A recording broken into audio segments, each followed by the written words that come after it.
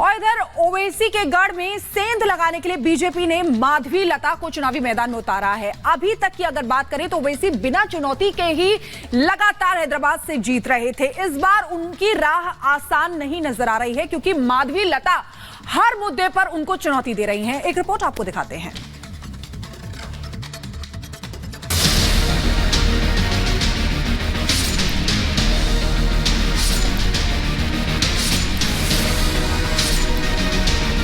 देश में दूसरे दौर का चुनाव खत्म हो चुका है। अब तैयारी तीसरे चरण की है, लेकिन इन चर्चाओं का केंद्र बना हुआ है हैदराबाद, जहां मुकाबला ओवैसी और माधवी लता के बीच है। दक्षिण में दम दिखाने की कोशिश में जुटी बीजेपी के लिए माधवी फायर ब्रांड नेता के तौर पर उभर रही हैं, जो ओवैसी को उनके गढ़ में चुनौती दे रही हैं। हैदराबाद में बीफ को लेकर बयानबाजी भी थमने का नाम नहीं ले रही है। ओवैसी का ये वीडियो आया था जहाँ वो एक दुकानदार को कहते सुने गए थे कि काटते रहो। इसी के बाद से ओवैसी माधवी लता के रडार पर है। ये सरासर कोड ऑफ कॉन्डक्ट के विरुद्ध जा रहे हैं ये लोग।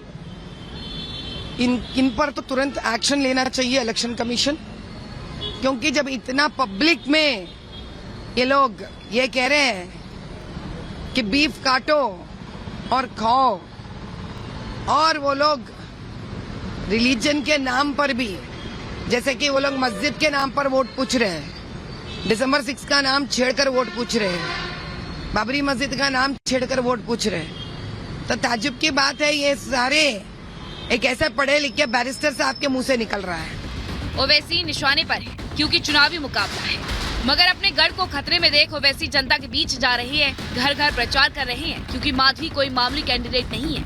13 मई को मुकाबला रोचक होने वाला है। हालांकि ओवैसी ये दिखाने की भी कोशिश कर रहे हैं वो जीत रहे हैं, इसलिए दूसरे राज्यों में भी प्रचार कर रहे हैं और माधवी को चुनौती न समझकर मोदी को मंगलसूत्र से लेकर मुसलमानों के मुद्दे पर घेर रहे हैं।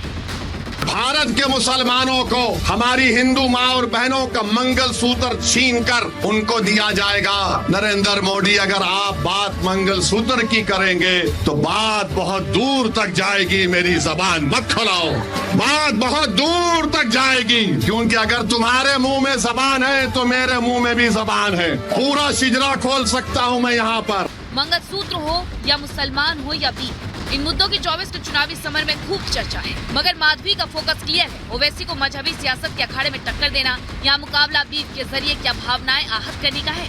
ओवैसी पर आरोप तो यही है कि वो मुसलमान को एक बीफ की हद तक छोड़ दिए हैं, तो उनको बीफ काटने और बीफ खाने से आगे बढ़ना नहीं है। उनके हिसाब से उनको तो सिर्फ लोगों से दो बात करने का, एक मजहब का बात करना है, एक बीफ का बात करना है। ये भी बीफ का बात क्यों कर रहे हैं? क्योंकि उनको पता है कि बीफ में गाय भी आती है और गाय काटना इस देश में मना है। ऐसा कहने से वो हिंदुओं के लिए सेंसिटिव बात बन सकती है। संसद में चुने जाने वाले एक रिप्रेजेंटेटिव को इस प्रकार का बात करना उनके लिए तो शोभा नहीं दे रही है। अब तक ओवैसी बिना चुनौती के जीतते रहे हैं, मगर अब मुकाबला माधवी लता से है, क्योंकि वो हर मुद्दे पर ओवैसी को चुनौती दे रही हैं। ये चुनौती क्या जीत में तब्दील होगी, ये 4 जून ही बताएगा। Bureau report, Republic Bharat.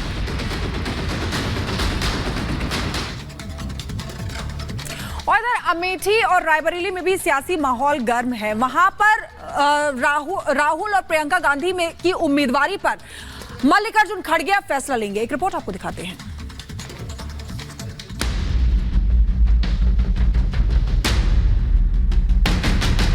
चौबीस के रण में अब तीसरे चरण की बारी है, लेकिन इससे पहले सियासी रण दिलचस्प होते जा रहा है।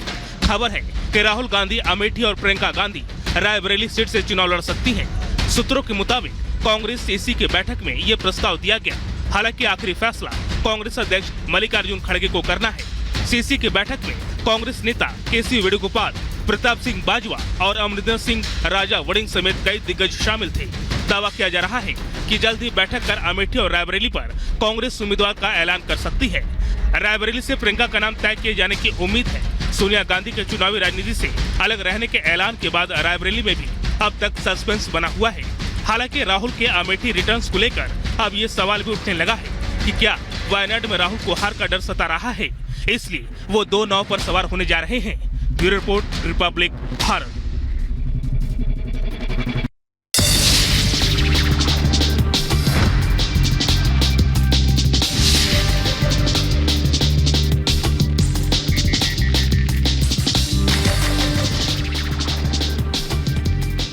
दक्षिणी चीन के गुआंगझो में बवंडर का कहर। बवंडर आने से 5 लोगों की मौत हो गई, वहीं 33 लोगों के घायल होने की खबर है। गुआंगझो में भीषण ओलावृष्टि भी हुई है। बवंडर से 141 कारखानों की इमारतें क्षतिग्रस्त हो गई।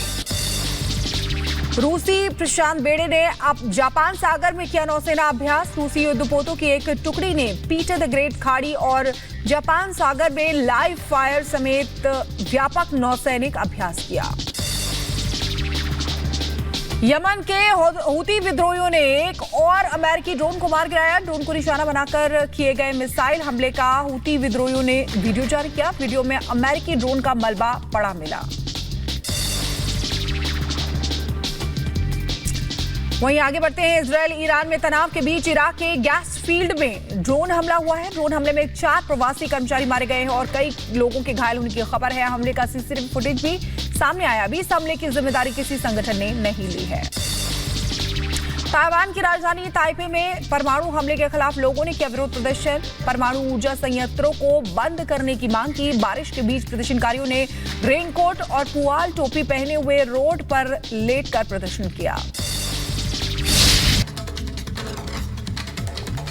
नमस्कार, रिपब्लिक भारत देख रहे हैं आप। मैं हूं आपके साथ शिखा शर्मा और सबसे पहले बात करेंगे कि किस तरीके से 2024 के लिए सभी पार्टियों ने अपनी कमर कस ली है। आज कई बड़े दिग्गज नेता जो हैं वो मैदान में उतरेंगे प्रधानमंत्री नरेंद्र मोदी के साथ। ये 5 तस्वीरें आपको दिखा रहे हैं। इनके जरिए आपको बता दें कि किस तरीके से गृह मंत्री अमित शाह भी मेगा प्रचार करेंगे। प्रधानमंत्री नरेंद्र मोदी खुद चुनावी मैदान में उन्होंने कमान संभाल रखी है। वहीं रामलला के दर्शन करने आज स्मृति ईरानी पहुंचेंगी और बंगाल और उड़ीसा में भी जेपी नड्डा हुंकार भरेंगे। वहीं सीएम योगी आदित्यनाथ भी बरेली और बदायूं में दौरा करने वाले हैं, वहां पर जनसभा को भी संबोधित करेंगे। तो ये 5 तस्वीरों के जरिए आपको बता रहे हैं कि किस तरीके से तीसरा चरण होना है 7 मई को, लेकिन मेगा प्रचार सबकी तरफ से हो रहा है।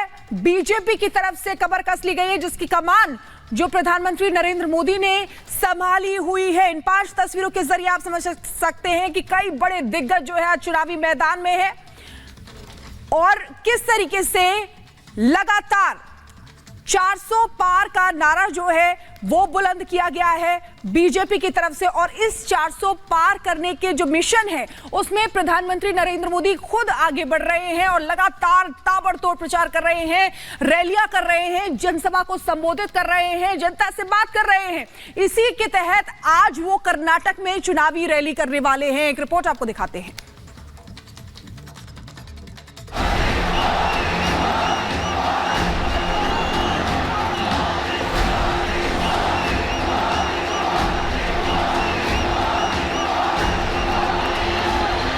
गरीबों की सरकार, युवा को अवसर देने वाली सरकार,